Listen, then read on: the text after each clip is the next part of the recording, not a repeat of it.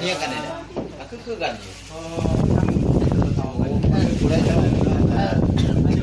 ได้อยู่ลูกคนละแม่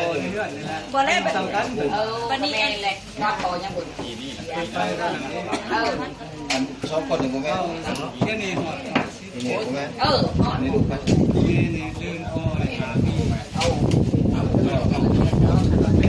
เดี๋ยวนี้จะสองเลยด้วยกันคนนี้เป็นใครเป็นคนนี้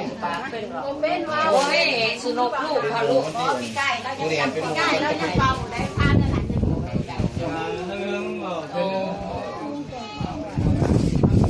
คุมุมเดี๋ยวเราเป็นคุมุมเป็นผู้ประแจงลานมาเนี่ยยังบริจาคมาจื้อไว้ดูลานยังยังจะบอกว่าผู้นั้นผู้นี้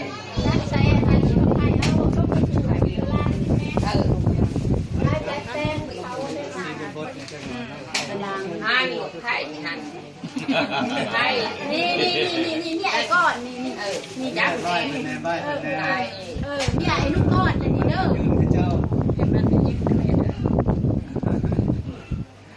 โอ้ยจมมาอยู่ไหนจมมาลูกชายโอ้ยจมมาแล้วโทษให้เลยนะโทษให้เลยนะให้มันมากเรามาชอบใครแน่ได้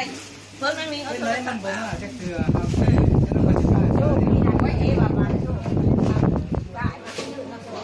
โทษบ่ได้จะได้วะ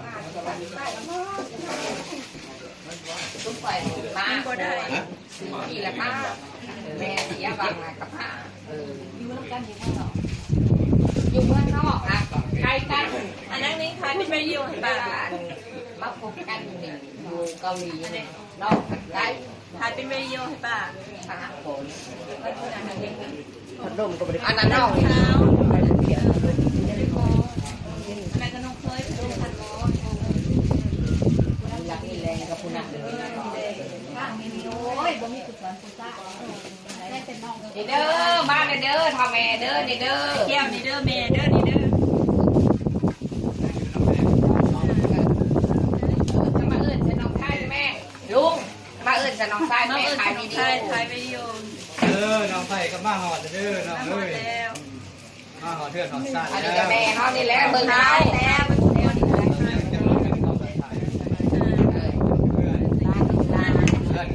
แล้วเบิ่งเอามันสิลมได้เฮือนได้มายิ่งจอดรถเอาเรียบเขาเรียบพ่อเรียบก่อนเนาะเรียบใส่พอนั่นแหละมาให้เราเบิ้งมาคืนให้เราจ้าจ้าตามาดันพ่อว่าได้โซ่ได้ยังหากันมีไผเน่เด็บเอาลูกเซนลูกล้านลายเอาให้เขามานี่บ่เล่นตัวชงเด้งเขาบ่มีมันอันนั้นเลยบ่ดีขนาดแก้วจะบ่มีบ่ไปบักลาได้ลาไปกีบบ่มีแล้วโอ้ยเบิดเลยทำมาคุ้งนะถ้านั่งเบิดเลยค่ะเซนยังนี่เด้บักลานี่เด้ขึ้นมาเด้เอาลาเอาพี่ดาให้บักลาหน่อยค่ะบักลาหน่อยเอาขาเดี๋ยวนี้ก็ดีนี่ก็ลูกน้องสร้างได้นั่งตัวใหญ่ขนาดนอกตายนั่งบ้านยังจังหวะทุกเสนแต่ญาติพี่น้องแล้วหามาจะเห็นหน้าให้ผู้ขาลูกหลานเนาะผู้ขาผู้คุ้มเ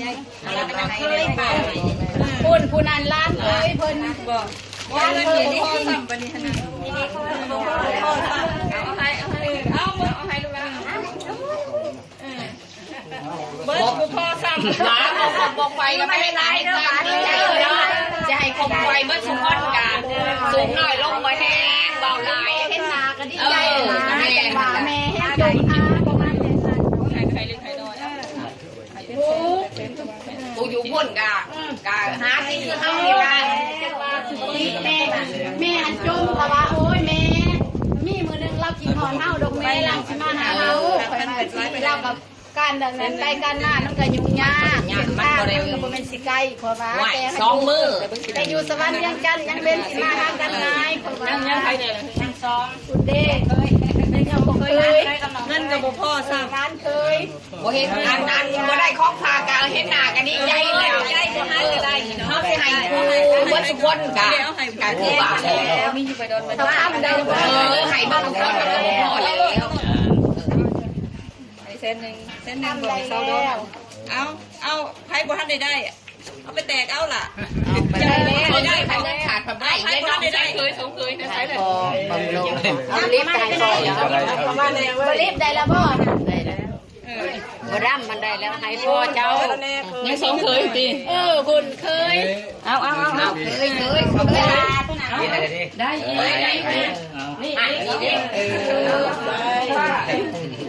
คุณนี่ลูกเคยของคุณนี่เคยกับพี่น้องไล่ทางนั้นก็บ่ได้บ่อะไร